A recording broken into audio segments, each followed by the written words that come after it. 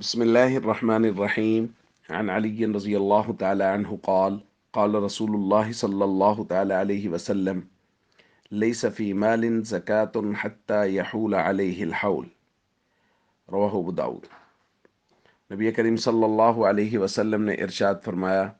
کسی مال پر زکوٰۃ نہیں حتیٰ کہ اس پر سال گزر جائے۔ دوستو،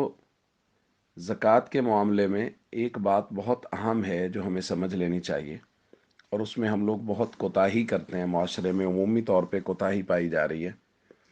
وہ یہ ہے کہ ایک تاریخ سال میں طے ہونی چاہیے۔ شریعت کہتی ہے کہ جس دن کوئی آدمی صاحب نصاب ہوا ہے، اسلامی مہینہ کے اعتبار سے وہ تاریخ اس کو لکھ لینی چاہیے کہ میں فلاں تاریخ کو صاحب نصاب ہوا ہوں۔ مثال کے طور پہ یکم رمضان کو کوئی آدمی صاحب نصاب ہوا ہے تو اس کو یکم رمضان تاریخ لکھ لینی چاہیے۔ اب یکم رمضان جب اگلا آئے گا تو یہ حساب کرے گا، کیونکہ اب یکم رمضان کو سال پورا ہو گیا، اب یہ حساب کرے گا کہ میرے پاس اس وقت کتنے پیسے ہیں۔ درمیان میں پیسے کم زیادہ ہوتے رہیں اس سے کوئی فرق نہیں پڑتا۔ بہت سارے لوگ یہ سمجھتے ہیں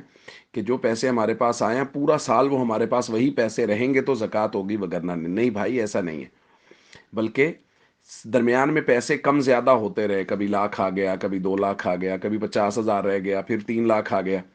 تو یہ کم زیادہ ہوتے رہے۔ اگلے سال یکم رمضان کو یہ دیکھے گا، حساب کرے گا، جو طریقہ ہم نے کل بیان کیا تھا اس طریقے کے مطابق حساب کرے گا کہ آج کی تاریخ میں میرے پاس کیا ہے، سونا ہے، چاندی ہے، مال تجارت ہے، نقدی ہے، میں نے لوگوں سے پیسے لینے کتنے، ان کا ایک چارٹ بنائے، ان کی ایک فہرست بنائے اور حساب کرے۔ تو یہ بات ذہن نشین کر لیجئے زکوٰۃ کے باب میں کہ ہمیں ایک تاریخ مقرر کرنی ہے اسلامی مہینے کے اعتبار سے، اور ہر سال اسی تاریخ کو حساب کرنا ہے، اور اس تاریخ میں جو ہمارے پاس موجود ہے اس پر ہمیں زکوٰۃ دینا ہے۔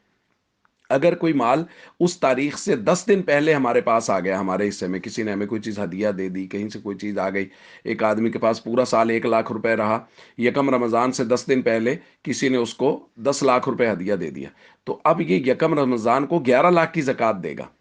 کیونکہ جس دن سال پورا ہوا اس دن اس کے پاس 11 لاکھ روپے ہیں۔ تو اس دن کا اعتبار ہے، یہ دن بہت اہم ہے، اس کو بار بار میں کہہ رہا ہوں، اس کو نوٹ کریں۔ ہر صاحب نصاب شخص اپنا دن مقرر کرے کہ میں نے اسلامی مہینے کی فلاں تاریخ کو زکوٰۃ کا حساب کرنا ہے، اور اس دن کے حساب سے سونے کا ریٹ لگوائے، چاندی کا ریٹ لگوائے اور اپنا نصاب مقرر کرے۔ دوسری یہاں یہ درخواست کرنا چاہ رہا ہوں کہ کل ہم نے جو بات کی تھی کہ اگر کسی کے پاس صرف سونا ہے تو جب تک 7.5 تولہ نہیں ہوگا، صرف چاندی ہے تو جب تک 52.5 تولہ نہیں ہوگی، یہ اس صورت میں ہے کہ جب ایک ہی چیز ہے اور کوئی چیز اس کے ساتھ نہیں ہے، صرف سونا ہے، چاندی، مال تجارت، نقدی کچھ نہیں ہے، صرف چاندی ہے اس کے ساتھ اور کچھ نہیں ہے، تو جب تک وہ 52.5 تولہ نہیں ہوگی زکوٰۃ نہیں ہوگی۔ لیکن اگر کسی کا نصاب مکس ہو گیا ہے، اس کے پاس سونا بھی ہے تھوڑا سا، 1 تولہ سونا پڑا ہے، 1 تولہ چاندی پڑی ہے، تو اب یہ سونا 7.5 تولہ نہیں، اس کی اب شرط ختم ہو گئی، چونکہ اس کے ساتھ دوسرا نصاب مکس ہو گیا، تو اب ان کی قیمت کا اعتبار ہوگا۔ مثال کے طور پہ سونا 2 لاکھ روپے ہے، چاندی جو ہے وہ 2100 روپے تولہ ہے، تو 1 تولہ سونا، 1 تولہ چاندی ہے، تو ان دونوں کی جو قیمت ہے وہ 52.5 تولہ چاندی کی قیمت سے زیادہ، چونکہ 52.5 تولہ چاندی کی قیمت جیسے کہ ہم نے کل بھی بات کی تھی وہ تو 1,10,000 روپے ہے، تو اس لیے جب نصاب مکس ہو جائے گا تو پھر 7.5 تولہ سونا کی شرط بھی ختم ہو جائے گی، 52.5 تولہ چاندی کی بھی ختم ہو جائے گی، بلکہ ان کی قیمت نکال لی جائے گی، اور قیمت اگر 52.5 تولہ چاندی کی قیمت سے زیادہ ہو جائے گی تو زکوٰۃ دینا لازم ہوگا۔ تو یہ بات آج ضروری طور پہ سمجھ لیجئے کہ ایک تو دن مقرر کریں، صاحب نصاب تمام لوگ اسلامی مہینے کے اعتبار سے تاریخ مقرر کریں،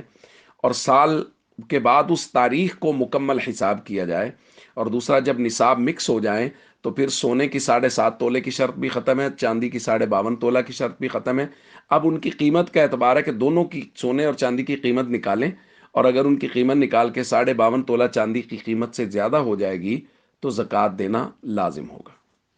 السلام علیکم ورحمۃ اللہ وبرکاتہ۔